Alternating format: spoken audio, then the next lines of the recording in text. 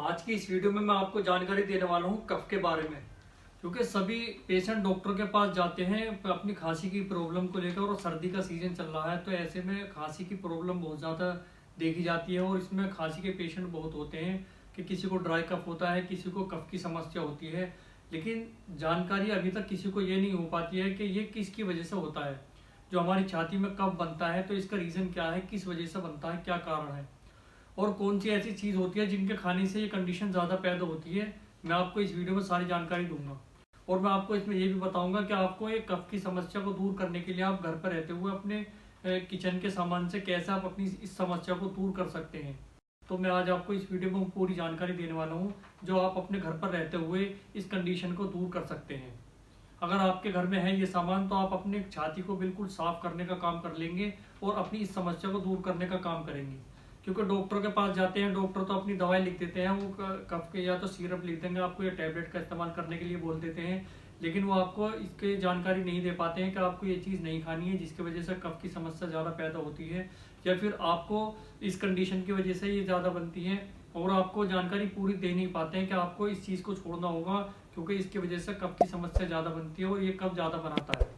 वो अपना ट्रीटमेंट करने के लिए बोल देते हैं और आपको बोल देते हैं कि 5 दिन बाद आइए या 10 दिन बाद आइए, फिर आपको ट्रीटमेंट दे देते हैं और आपका ये ट्रीटमेंट चलता रहता है। लेकिन ये समस्या आपकी गर्मी के सीजन में तो रुक जाती है, बंद हो जाती है, लगता है पेशेंटों को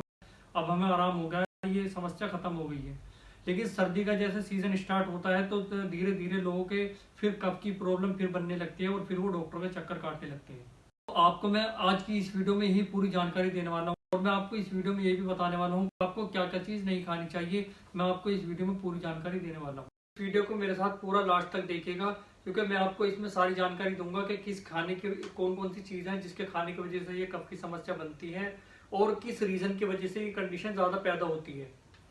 और वो कौन सा ट्रीटमेंट है जिसकी वजह से आप अपने घर पर रहते हुए इस समस्या को दूर कर सकते हैं। बताए हुए ट्रीटमेंट से आप अपने लंग को यानी फेफड़ों को साफ करने का काम कर सकते हैं। तो चलिए अब देरी न करते हुए इस वीडियो को स्टार्ट करते हैं। सबसे पहले नंबर पे है, अगर आपकी कोई आपके नोज में एलर्जी की समस्या बनी रहती है जिसकी वजह से आपको कफ की समस्या बन जाती है और आपको पता भी नहीं चल पाता है, आपके अंदर अंदर कफ यानी कि मुकस की कंडीशन पैदा होती रहती है। दूसरे नंबर पे यह है कि आपके कोई गले में जलन रहती है या आपके थ्रोट पे इन्फेक्शन रहता है जिसकी वजह से आपके कफ बनने का ज़्यादा चांसेस हो जाते हैं और आपको पता भी नहीं चल पाता है, आपका धीरे धीरे अंदर मुकस जमा हो जाता है। तीसरे नंबर पे यह है कि आपके लंग में जलन होती है या आपके फेफड़ों में किसी तरह का इरिटेशन होती है, तो उसकी वजह से भी आपके कफ बनने की कंडीशन ज़्यादा पैदा होती है। तो इसको आप इग्नोर नहीं कीजिएगा। अगर आपको इस तरह के कोई कंडीशन दिखे तो आप अपने डॉक्टर के पास जरूर जाइए। चौथे नंबर पे यह देखा गया है कि अगर आपको कोई डाइजेशन की प्रॉब्लम रहती है कि आपका जो डाइजेस्टिव सिस्टम सही से काम नहीं करता है, और आपका जो खाना है जो आप लेते हैं वो आपका खाना डाइजेस्ट नहीं होता है, तो उसकी वजह से भी आपका मुकस बनने के चांसेस ज़्यादा रहते हैं, यानी आपकी कफ की समस्या ज़्यादा पैदा होने के चांसेस हो जाते हैं। और पांचवें नंबर पे यह है कि अगर आपको कोई फेफड़े से रिलेटेड कोई आपको डिसीज रहती है, जैसे आपको निमोनिया की शिकायत रहती है और भी काफ़ी बीमारी रहती है जो आपकी लंग को लेकर रहती है, जिसकी वजह से आप डॉक्टर के चक्कर काटते हैं, तो उसका डॉक्टर पर्टिकुलर आपके लंग का ही डिसीज का ट्रीटमेंट देता है। लेकिन कफ की समस्या आपकी धीरे धीरे पैदा होती रहती है और ये आपको सर्दी के सीजन में पता चलती है कि हमें कफ की समस्या ज़्यादा हो गई है, और जब हमें इसमें सीने में दर्द होने लगता है तो वो हमारे फेफड़े में जो कफ जम जाता है वो हमें इरिटेशन पैदा करता है और हमें ये समस्या पैदा करने के चांसेस बना देता है, जिसकी वजह से हमें डॉक्टर पर जाने के लिए ये मजबूर कर देता है। अगर आपको इस तरह की कोई परेशानी होती है तो इसको इग्नोर नहीं कीजिएगा, अपने डॉक्टर से ज़रूर सलाह लीजिएगा। उसके बाद में यह छठे नंबर पे, जैसा कोई क्रोनिक रेस्पिरेटरी इन्फेक्शन रहता है या आपको कोई अस्थमा की प्रॉब्लम रहती है, जो लंबे समय से आपको अस्थमा की प्रॉब्लम चल रही है, उसकी वजह से आप पफ का इस्तेमाल कर रहे हैं, उसकी वजह से आपको ये कंडीशन पैदा होने की चांसेस रह जाती है, आपकी कफ की समस्या ज़्यादा बनती है, उस दौरान भी आपको कफ ज़्यादा बनता है, जो आपके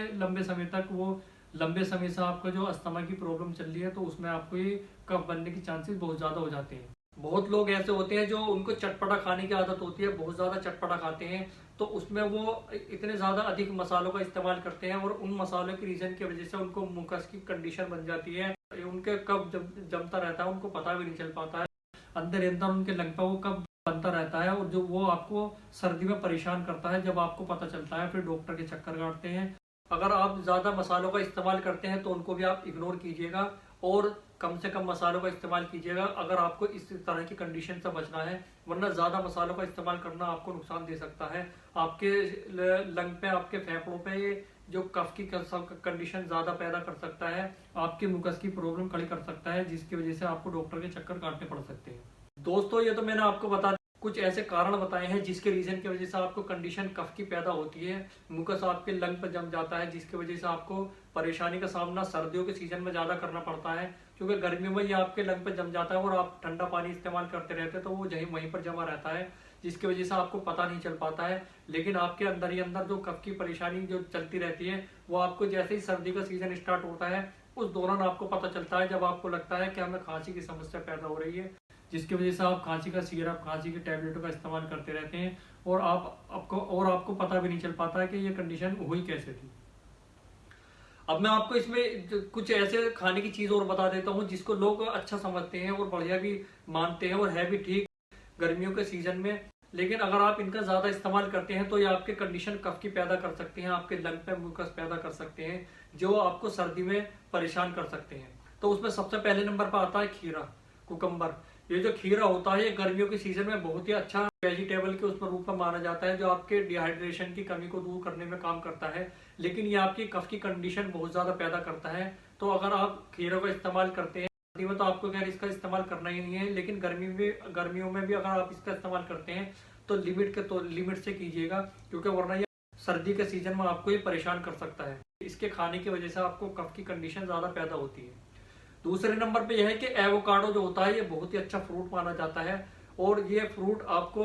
ये कफ की कंडीशन पैदा करने में काम करता है। अगर आप इसका भी लिमिट से ज़्यादा इस्तेमाल करते हैं तो ये भी आपकी मुकस की कंडीशन पैदा कर सकता है और आपके लंग के एयरवेज को ब्लॉक करके आपकी खांसी की कंडीशन पैदा कर सकता है, जो आपको सर्दी के सीजन में पता चलेगा। तीसरे नंबर पे ये है टमाटर। जो टोमेटो होते हैं ये भी आपकी कफ की कंडीशन पैदा करते हैं अगर आप इनका भी ज़्यादा इस्तेमाल करते हैं। टमाटर के अंदर भी एंटीऑक्सीडेंट पाए जाते हैं जो बहुत हद तक फायदा करते हैं, लेकिन अगर इसका आप से ज़्यादा इस्तेमाल करते हैं तो ये भी आपकी कफ की कंडीशन पैदा करता है। तो अगर आपको इस तरह की कंडीशन से बचना है तो आपको टमाटर का इस्तेमाल बहुत ही कम करना चाहिए। और चौथे नंबर पे यह है कि जो शकरकंद होती हैं ये सर्दियों के सीजन में बहुत ज़्यादा इसका इस्तेमाल की जाती है, लेकिन याद रखिएगा अगर आप इसका भी लिमिट से ज़्यादा इस्तेमाल करते हैं तो ये भी आपके कफ की कंडीशन को पैदा करता है, आपके लंग पे म्यूकस पैदा कर सकता है, आपके लंग पे म्यूकस जमा कर सकता है, जो आपको परेशानी का सामना करना पड़ेगा। लेकिन आपको ये पता बिल्कुल भी नहीं चलेगा कि ये कंडीशन हमारी हुई किस वजह से है,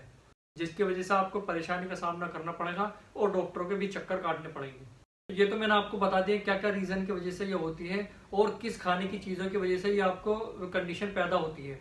अब मैं आपको इसमें इसका ट्रीटमेंट बता देता हूँ जो आपको करना है। सबसे पहले नंबर पे है अगर आप इसमें इस तरह की आपको कंडीशन बनती है तो आप ज़्यादा से ज़्यादा गर्म पानी का इस्तेमाल कीजिएगा, क्योंकि इसमें भी गर्म पानी का एक मेन रोल होता है अगर आपको इस तरह की कंडीशन बनती है।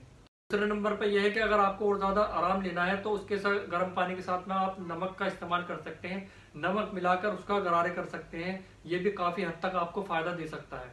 और अगर आपको इस तरह की कंडीशन से और ज़्यादा अधिक छुटकारा पाना है तो उसके लिए आपको ज़्यादा से ज़्यादा इलायची का इस्तेमाल करना है, अनानास का इस्तेमाल करना है, अदरक का इस्तेमाल करना है, लहसुन का इस्तेमाल करना है। ये जो 3-4 चीज़ें हैं अगर आप इनका ज़्यादा से ज़्यादा इस्तेमाल करते हैं तो ये आपकी इस तरह की कंडीशन को दूर करने का काम करेंगे और आपको ये बहुत हद तक राहत दे सकते हैं। इसके अलावा अगर आप अपनी छाती को बिल्कुल क्लीन करना चाहते हैं, साफ करना चाहते हैं, इस तरह की घड़ की आवाज़ जो आती है अगर आप उसको दूर करना चाहते हैं, उसकी सफाई करना चाहते हैं, इसके लिए मैं आपको कुछ 2-3 ऐसे टिप्स दे देता हूँ जिसको आप अपने घर पर रहते हुए कर सकते हैं और ये आपको बहुत ज़्यादा हद तक फायदा भी दे सकते हैं और आपके लंग को क्लीन करने का भी काम करेंगे। पहले नंबर पे है जो यूकेलिप्टस के नाम से जो आपको फार्मेसी पर तेल मिलेगा, इसको नीलगिरी का तेल बोलते हैं। तो इसकी 2-3 बूंदें अगर आप अपने नाक में या अपनी छाती पे लगाकर रख लें, ये जो आपकी छाती पे कफ जमा होता है या आपके लंग पे जो मुकस होता है उसको क्लीन करने का काफ़ी हद तक ये काम करता है, फायदा भी करता है। अगर आप इसका इस्तेमाल इस तरीके से करेंगे, 2-3 बूंदे अपनी नाक में डालें और 2-3 बूंदे अपनी छाती पे लगाकर उसको हल्के हाथ से रब करें, जो आपकी छाती पे जो जमा हुआ कफ है उसको दूर करने का काम करता है और आपकी छाती को क्लीन करने का काम करता है। इसके अलावा यह है कि अगर आप नीलगिरी का तेल अगर आप अपने नहाने के पानी में इसके तेल को मिलाकर अगर उससे नहाए पानी से तो आपके छाती को साफ करने का काम करता है और आपके छाती में जमा हुआ कफ को काफ़ी हद तक दूर करने का काम करता है। इसके अलावा गर्म पानी में पुदीने की 2-3 बूंद डाल के अगर आप उसकी भाप ले लें तो ये भी आपको काफी हद तक फायदा दे सकता है और आपके लंग पे जमा हुआ मुकस यानी कि आपके फेफड़ों पे जो कफ जम जाता है उसको दूर करने का काम करता है। और आप इसको दिन में 2-3 बार कर सकते हैं, तो ये आपके लिए बहुत ही ज्यादा फायदेमंद साबित होगा। ये जो मैंने आपको जानकारी दी है, मैं उम्मीद करता हूँ आपको ये बहुत ज़्यादा पसंद भी आई होगी। और अगर आपको ये पसंद आई हो तो इसको वीडियो को लाइक भी कीजिएगा, और अगर आपका कोई दोस्त या रिलेटिव इस तरह की नॉलेज चाहता हो तो उसके साथ शेयर भी कीजिएगा। अगर आप मेरे चैनल पर नए हैं तो चैनल को सब्सक्राइब भी कीजिएगा, क्योंकि हम इस तरह के टॉपिक और इस तरह की वीडियो लाते रहते हैं और आपकी नॉलेज बढ़ाते रहते हैं। और अगर आप इसके अलावा कोई भी हमसे टॉपिक बनवाना चाहते हैं या हमारा कोई टॉपिक आपको पसंद नहीं आता है, अपना टॉपिक बनवाना चाहते हैं, हमें ज़रूर हमारे कमेंट बॉक्स में हमें कमेंट करके बताइएगा। हम उससे रिलेटेड आपके लिए वीडियो बनाकर आप तक पहुंचाने का काम करेंगे। आज के लिए बस इतना ही। मिलता हूं मैं नेक्स्ट वीडियो में एक और नए टॉपिक के साथ इसी चैनल पर। तब तक के लिए आप अपना ख्याल रखिएगा। बहुत बहुत धन्यवाद। Thanks for watching.